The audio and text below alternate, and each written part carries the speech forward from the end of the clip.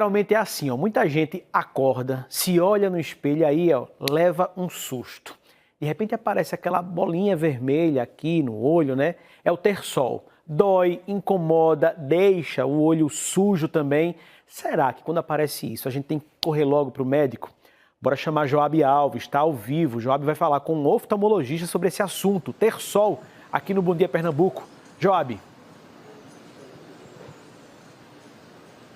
Vamos lá, Juliana, assunto importantíssimo que a gente fala agora, né, e trazendo essas orientações, porque é o seguinte, uma das principais causas aí para esse terçol surgir, sabe o que é?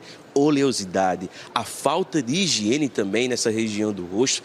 Nós vamos entender melhor esse assunto agora com o doutor Edson Nakahara, muito bem-vindo aqui, ele é médico oftalmologista.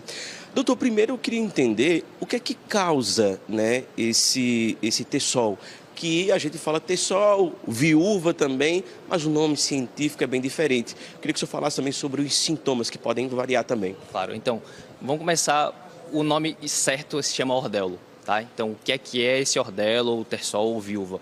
É uma inflamação da glândula da pálpebra. Então, é uma inflamação aguda, ou seja, a pessoa sente de um dia para o outro, de forma rápida. E os principais sintomas que você sente é exatamente uma dor local. Então, você tem uma dor específica no lugar da pálpebra, aquele vermelhidão, aquele inchaço e dor.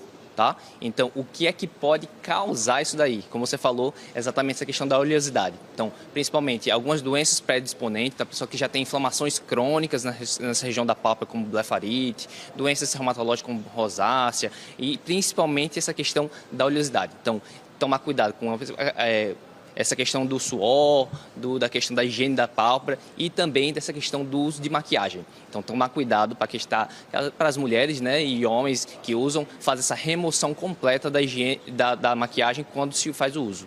Vamos trazer uma orientação importante. Beto, é o seguinte, até pedi para ele abrir a lente aqui, porque existem muitos mitos, né?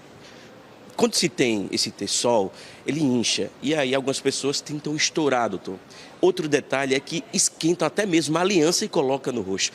Orienta essas pessoas e quais são os riscos para elas. Tá, então vamos lá, vamos começar pelo certo, né? Então, o que é que se deve fazer? Então, aparecer um terçol, um ordelo, a primeira coisa que se deve fazer é fazer compressas mornas, né? Então, o que é que a gente orienta normalmente? Pega aquela bolsinha de gel, esquenta, testa para ver se não está muito quente, faz a compressa aqui nessa região da pálpebra, em mais ou menos 10 minutos, entre 3 a 5 vezes por dia. Teve uma resolução completa nesses primeiros 3 dias, sem piora, tudo bem, provavelmente ele vai ter uma resolução completa, tá? Se não tiver uma melhora, procurar um oftalmologista para poder avaliar se tem a prescrição ou não de antibióticos. O que é que não deve se fazer, tá certo? Então, essa questão de esquentar aliança, que é um método antigo, que tem um sentido, que é a questão do calor, mas tem que tomar cuidado, porque pode ter uma infecção, pode não estar tão higienizado, e essa questão de espremer. Então, espremer de jeito nenhum, mesmo se tiver aquele pontinho de pus, não espremer de forma nenhuma, porque você pode até espalhar a infecção e causar uma coisa mais séria.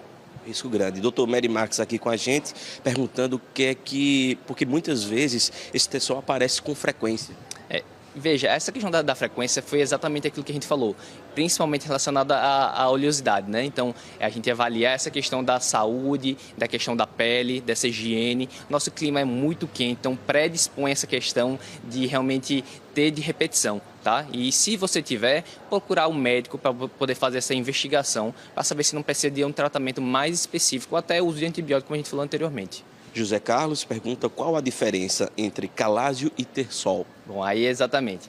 A diferença não é só o carocinho, tá? Então, a diferença principal é exatamente essa questão da dor. Então, quando a gente vê já um calásio, que pode ser até uma consequência de um ordelo não cuidado, né? É exatamente aquela bolinha que tem na pálpebra, em que você aperta e você não sente nenhuma dor. Então, o tratamento é completamente diferente. Pode ser necessário o uso de corticoide ou até de cirurgia, tá? Mas pode também ter resolução espontânea. Mas você não precisa mais fazer compressa. E o importante, não ficar manipulando, porque senão ele pode voltar a ter uma infecção e inflamação novamente.